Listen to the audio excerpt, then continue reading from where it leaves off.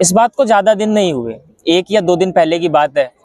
मानव कौल की एक किताब है पतझड़, उसकी एग्जीबिशन थी और चूंकि मैं मानव कौल को बहुत ज़्यादा पसंद करता हूँ तो उस बुक एग्जीबिशन में पहुँचा। दिल्ली में ही थी बुक एग्जीबिशन और मैं ये भी जानता था कि मानव कौल जितना बड़ा राइटर है, जितना बड़ा एक्टर है, उससे मिलने का मौका या उससे बात करने का मौका तो नहीं मिलेगा।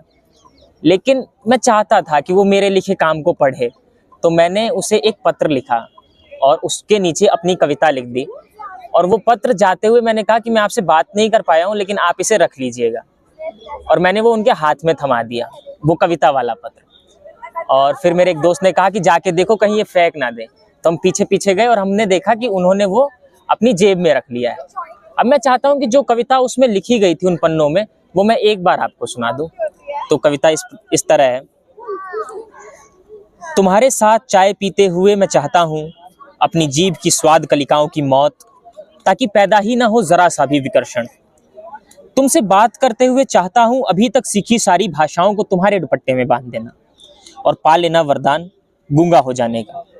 तुमसे हाथ मिलाते हुए लगता है जैसे रख दिया हो हाथ किसी इनसाइक्लोपीडिया पर और तुमसे जानकर हाल तुम्हारा संतुष्ट हो जाता हूँ।